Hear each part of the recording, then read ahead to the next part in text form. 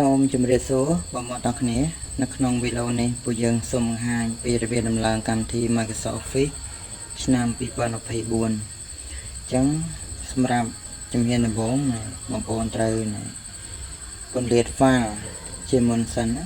នៅពេលដែលយើង download បានយើងទទួលបាន file មួយអញ្ចឹងយើងមកស្ដាំ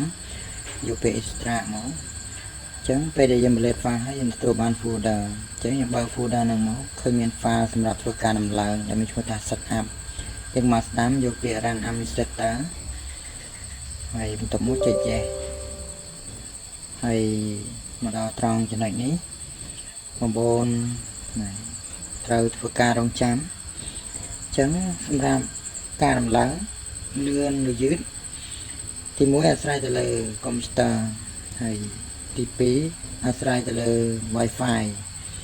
ដែលនៅទីតាំងរបស់យើងជាក់ស្ដែងអញ្ចឹងយើងធ្វើការរងចាំដើម្បីកម្មវិធីដំឡើងចប់ទៅអញ្ចឹងនៅពេលដែលកម្មវិធីដំឡើងចប់សពគ្រប់ហើយយើងទទួលបានកម្មវិធីដូចជា Word Excel PowerPoint Outlook ជាដើមអញ្ចឹងសម្រាប់ទៅនឹងកម្មវិធីបើបងប្អូនមានតម្រូវការចង់បានកម្មវិធីហើយចង់បាន license យកទៅប្រើប្រាស់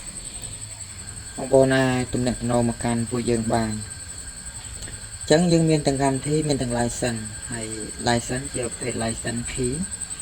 អញ្ចឹងសម្រាប់ license key ហ្នឹងគឺយើងអាចប្រើបានជារៀងរហូតគឺអត់ផុតកំណត់ទេអញ្ចឹងយើងដំឡើងយើងដាក់នៅលើកុំព្យូទ័រមួយណាគឺយើងអាចប្រើបានរហូតនៅលើកុំព្យូទ័រមួយហ្នឹងអញ្ចឹងបើបងប្អូនមានតម្រូវការអាចទំនាក់ទំនងមកកាន់ពួកយើងអញ្ចឹង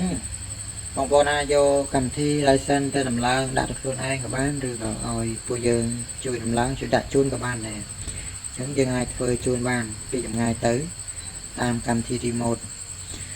ហើយសម្រាប់កម្មវិធីយើងឃើញថាដំឡើងចិត្តចប់ហើយយើងអាចធ្វើការរងចាំបន្តិចទៀតហើយនៅពេលដែលកម្មវិធីយើងដំឡើងចប់ពេលកម្មវិធីនឹងបង្ហាញមកបែបនេះអញ្ចឹងយើងអាចចុច close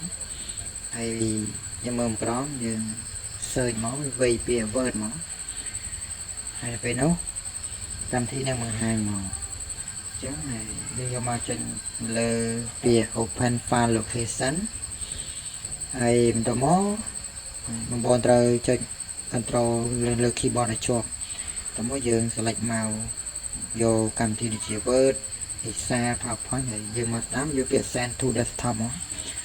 ដើម្បីទាញកម្មវិធីយើងដាក់នៅលើ desktop អញ្ចឹងពេលយើងត្រូវការប្រើប្រាស់ហើយវាងាយស្រួលរកអញ្ចឹងយើងអាចបើកដំណើរការកម្មវិធីមកអញ្ចឹងគឺថាកម្មវិធីយើងគឺដំណើរការហើយសម្រាប់ទាក់ទងនឹងការដំឡើងកម្មវិធី Microsoft Office ឆ្នាំ2024គឺមានប៉ុណ្ណឹង